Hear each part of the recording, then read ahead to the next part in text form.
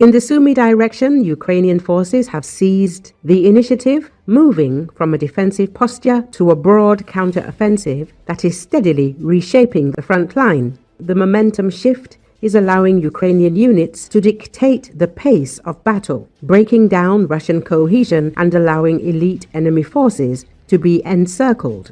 Recently, Ukrainian forces started successfully advancing near Kindrativka, Andriivka, Oleksiivka, Yablunivka, Yunakivka. Euromaidan Press media outlet recalls they have been supported by a series of airstrikes against Russian concentrations of forces and effective disruption of enemy reinforcement attempts, with the Russians trying to cross a local lake being targeted by drones. A Russian military analyst embedded with Russian forces in this sector reported that Russians are suffering from glaring issues with defensive cohesion. Fire coordination is ineffective against Ukrainian assaults. Requested reinforcements often never arrive. Counterattacks are delayed by several days. Ukrainian commanders are exploiting these weaknesses with precision, forcing Russians into a defensive posture they cannot maintain. Russia's operational mindset, long focused on continuous offensives, appears to have eroded its ability to mount an effective defense. In pursuit of gains during the summer offensive, Russian commanders committed vast reserves of armor and manpower, leaving little left to plug gaps when momentum stalled. The fighting in Kursk was particularly costly. Armored vehicles were destroyed in huge numbers, forcing Russia to rely on infantry, motorcycles, and small assault teams. Now in Sumy, most Russian soldiers move on foot, taking them days to reach the front line, and they can't respond effectively when Ukrainians attack, Euromaidan Press says. Additionally, North Korean troops were annihilated by Ukrainian cluster munitions, 200 soldiers at a time, and the Russian infantry that remains is exhausted, making the Russian Sumy front thinly manned and dangerously vulnerable. Faced with this unfolding crisis, Russian command has attempted to reinforce the sector with a battalion from the 810th Naval Infantry Brigade tasked with stabilizing Kindrativka.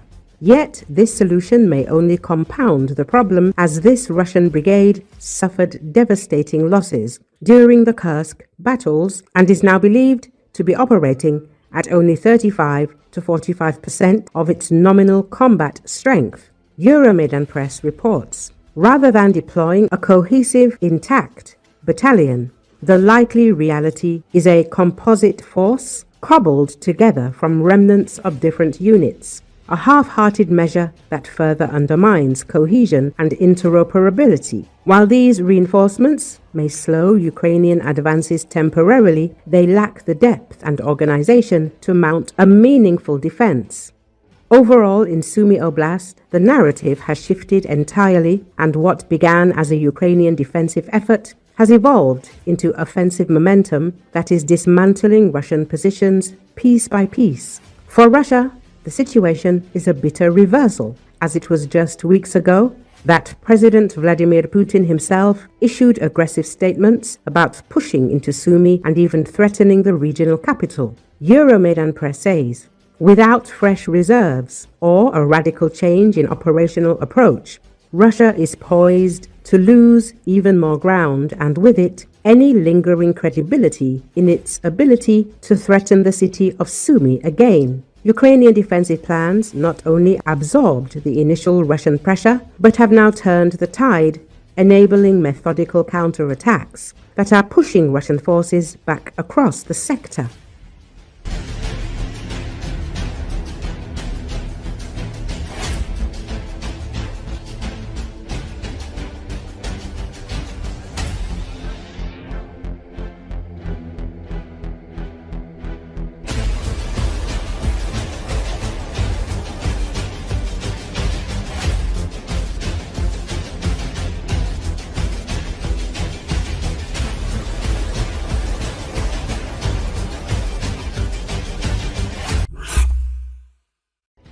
While the Allies continue to discuss how to strengthen Ukraine's security, Kiev is betting on its own developments. The Ukrainian company Firepoint Defense has presented the latest cruise missile Flamingo FP5, which has already been tested and is being prepared for serial production, Politico writes. The main feature of the Flamingo is its range of up to 3,000 kilometers and a warhead weighing over a ton. This means that the missile is capable of hitting any targets in the European territory of Russia. According to the company's CEO and technical director Irina Terek, the development took less than 9 months, from the first drawings to successful tests in real combat conditions. We didn't want to advertise this project, but the time has come. Flamingo can carry a 1,150 kilogram warhead and cover distances that our other missiles can't. At the same time, its speed is higher than that of previous models. Terek told Politico, "The unusual history of the name and appearance of the rocket deserves special attention. The first prototypes had a bright pink nose cone.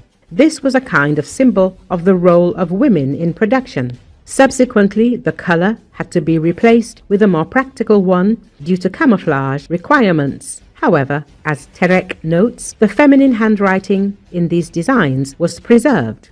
The missile has already become a subject of discussion not only among experts, but also in the Kremlin.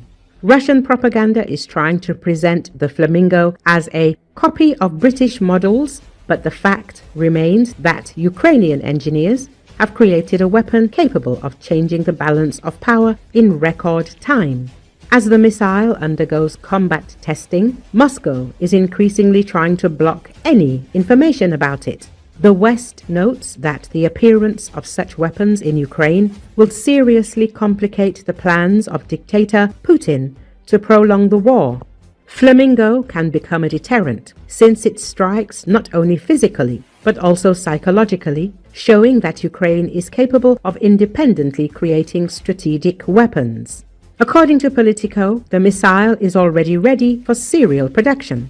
More than 200 units have been produced to date, 211 pieces. Given the relative simplicity of the design and the high speed of production, the number of Flamingos in service with the Ukrainian armed forces is expected to increase.